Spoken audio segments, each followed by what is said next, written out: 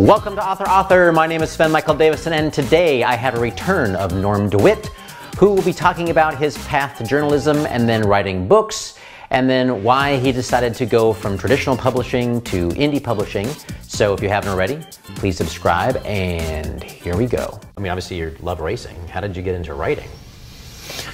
Well, you know, it's kind of a puzzlement. I was also into vintage guitars, particularly electric guitars. I had a few people that I'd gotten to know over the years, and so I ended up doing some stories for Vintage Guitar magazine with like Hal Lindes of Dire Straits. Occasionally they'd send me a CD and ask me to review it.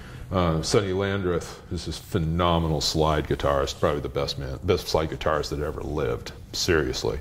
And Sonny was doing an album with Knopfler, and I knew a guy in Beausoleil, which was a Cajun band in Louisiana where Sonny's from.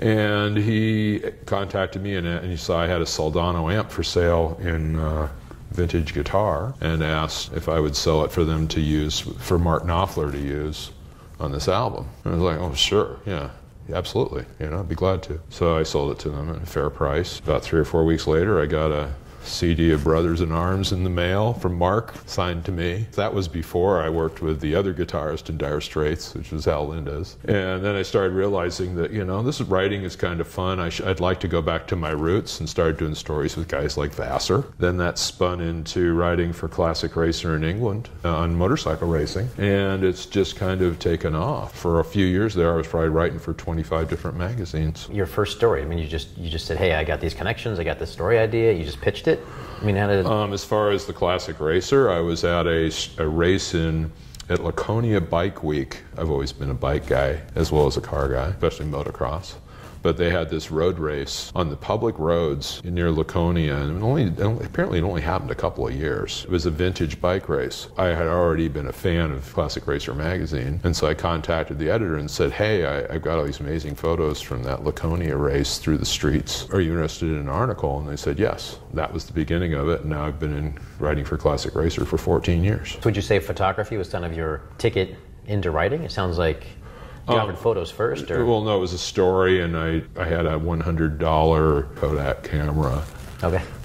One of the early digitals, point and shoot, if it's even considered a point and shoot. I used that to illustrate some of my other adventures for other motorcycle magazines. For a long time, I was the guy who wrote the Burning Man story in Motorcyclist magazine, The Wheeled Wonders of Burning Man. For years, I was known as the Burning Man guy because Motorcyclist had a significant subscriber base. I don't know, hundreds of thousands. The article most people loved, but it was very contentious. The letters column lit up. If I wanted to subscribe to Naked Hippie Digest, I would. I just went on these adventures, whether it was going to races or amazing things around the world, and I would find some angle, sell stories to the various magazines I wrote for. You probably go on these adventures regardless of the writing, but it's sort of the writing is just how you sort of tie into with these adventures. Is that kind of the idea, or is the writing deriving the adventures, which... I only write about things that really interest me. If I can find something that really interests me that I can sell to one of the magazines I write for, well, isn't that a happy coincidence? So then I get to go on these adventures that I very much want to go on, then get a substantial check in the mail. Most of the time ends up coming close to paying for the adventure. Is it getting harder and harder to... The collapse of print media is, I think, what you're getting at. Yeah. And yes, that has been a huge problem. I had so many stories in Aviation Classics, and then the magazine went under. With some stories in the queue. My one with Steven Spielberg's dad on his years in the Burma Bridgebusters Squadron. Took me a little while to find a new home for it, which ended up being Aeroplane magazine in England. And they did a wonderful job, gave me the cover. With the ever-declining number of successful magazines around the world, or the ever-increasing trend, which is probably pioneered by the Huffington Post, much to their shame, of not paying people for content. The mantra of our business model on our website doesn't permit us to reimburse people for content. So everybody who's contributing to Huffington Post is not getting paid? That's my understanding. Will Wheaton, who is probably best known as Wesley Crusher on one of the Star Trek franchises, I forget which one, Next Generation or something. Yeah. He had written an article and was approached by the Huffington Post. Will said, okay, well, what are you going to pay me? He said, well, our compensation is not in our business model. And he said, well, then you can find some other sucker, basically. Yeah. And, you know, good for him. You know? And so, if they're not willing to pay Will Wheaton, they're sure as heck not willing to pay me. As far as I'm concerned, my business model does not allow me to work for free.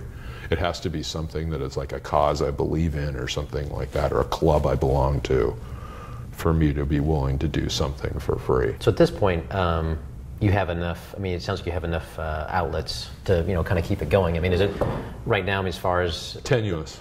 Tenuous? Okay. Very tenuous on the print media side. Part of that explains my renewed focus on the books. I really had never planned to do a book, but I was approached by Motor Books back in 2008 or 9. I included some conditions that it couldn't just be about the 500cc or MotoGP American champions. Had to be chapters in there about the pioneers, the guys that came first, the World Superbike champions, and the guys go that... way back to like wooden racetracks and stuff like that? Or no, because there was no real world championships in those days. Gotcha. You know, so you know, as far as the U.S. participation in Grand Prix, with very limited exception, the story really starts in the 70s, although there was a race or two in the 60s, but it really starts in about 1970. And so that was where the Pioneers chapter really started to take off. I wasn't really crazy about doing a book because it looked like a massive project as opposed to something that was just in and out. But the biggest problem was I had 3 different editors in the span of 5 months, and I said, that's it.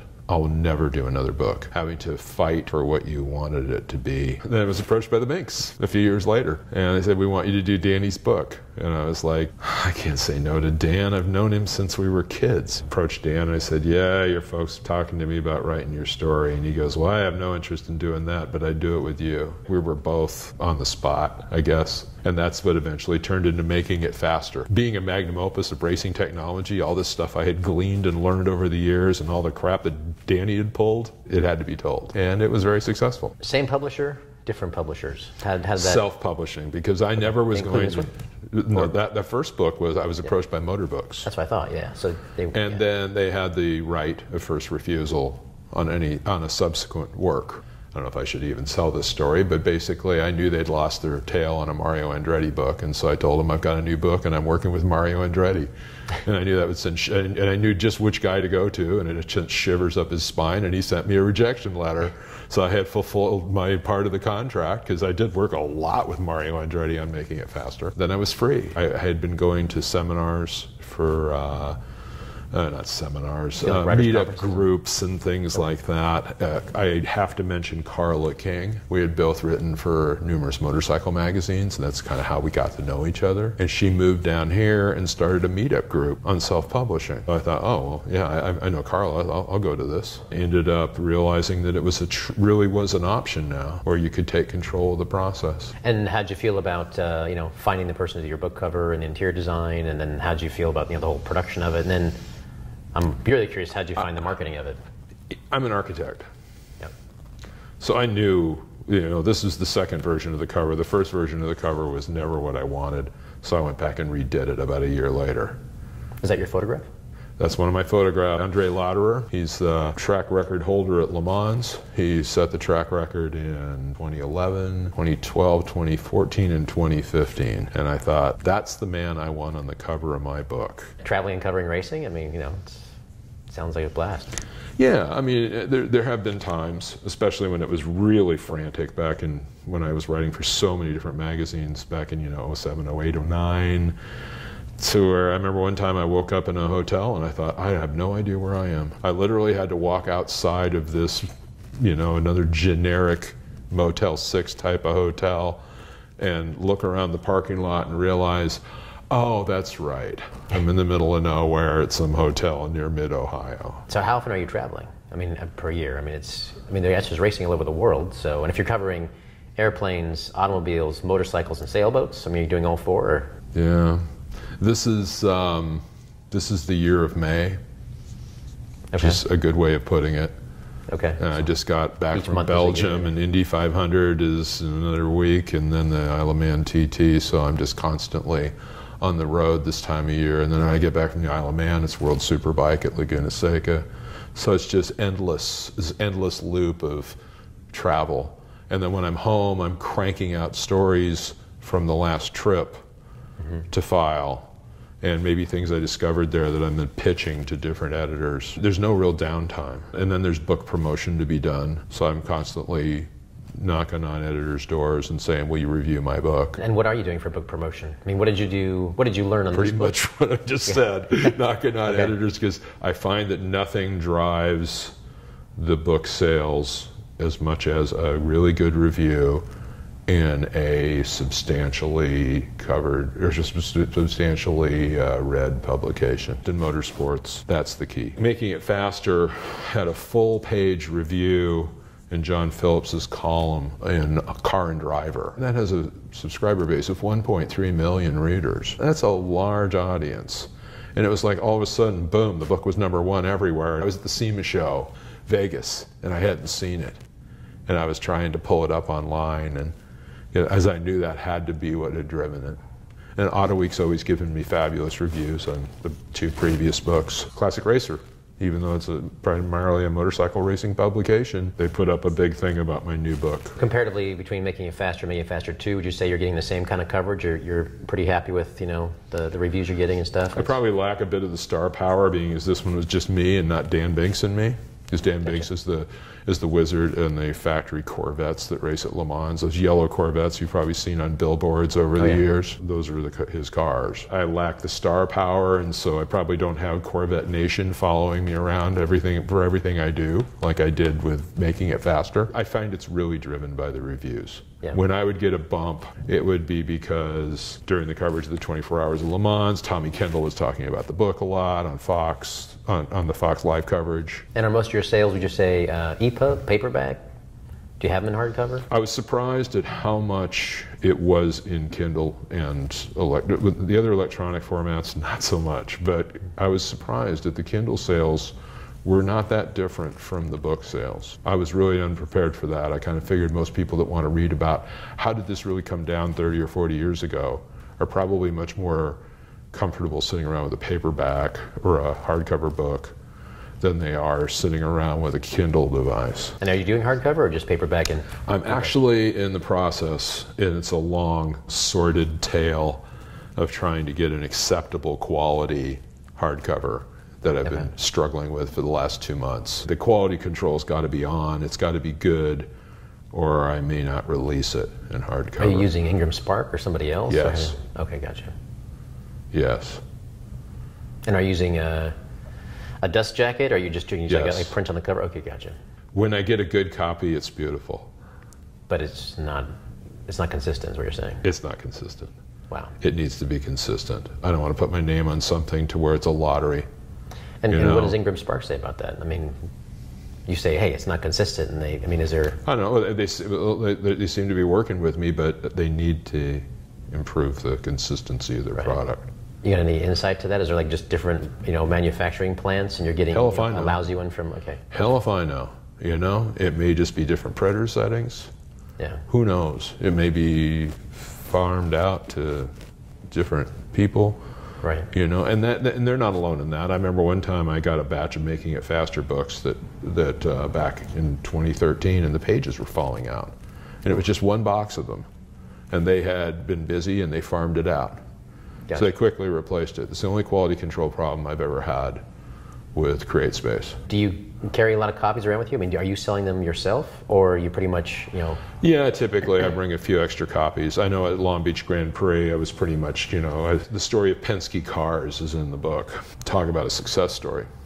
And Roger Penske helped me, and a bunch of the drivers from Rick Mears, Bobby Unser, et cetera, and mechanics, and crew chiefs, and everybody on down the food chain. It's the biggest story in the Making It Faster 2. It's the story of Penske cars. Okay. It's the largest chapter, and deservedly so.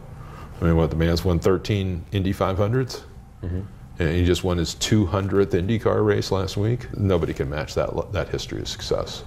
And so I got a copy to Roger at, I should probably say Mr. Penske, at Long Beach. There was a bunch of his guys that wanted to buy the book. And so I actually sold a few books to guys that I hadn't planned on. And then when Al Unser Jr. came wandering up, I was out of books. And there's an Al Unser, little Al in the Black Eagle chapter So I owe him a book. Sorry, little Al. So, Sounds like you see these guys, you know, at least once a year anyway. I'll see him at Indy. Okay. Yeah, he'll be at Indy. I always hook up the people that help me with the book. And one gets the impression that that's unusual, which is desperately sad, because these people are willing to take the time to tell me the story of how things really came down. The least I can do is give them something that shows their efforts mounted to something tangible.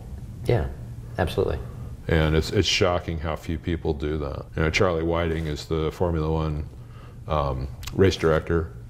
He helped me a lot with the Brabham chapter, because he was a mechanic at Brabham back in the day. He was blown away that I was ready to send him a book. So he gave me his address in Monte Carlo, and, Yeah. you know, and got him his book, because I guess nobody does this, and I don't understand it. It just seems like it's common courtesy 1A, but Somebody sits down and gives you their time, and you know, and you show it, it's appreciated. And then the next time you say, hey, you know, you just pop your head around the corner and you want to chat with AJ Foyt for a while, the answer is going to be 3 o'clock. Well, it's the sequel to Making It Faster. It's with the legends of IndyCar and Formula One. Once again, another magnum opus, working with everyone from Sir Sterling Moss to Mario Andretti to Bernie Ecclestone to mechanics, the designers, the engineers, the drivers, everybody involved to tell the story of how these advances really went down.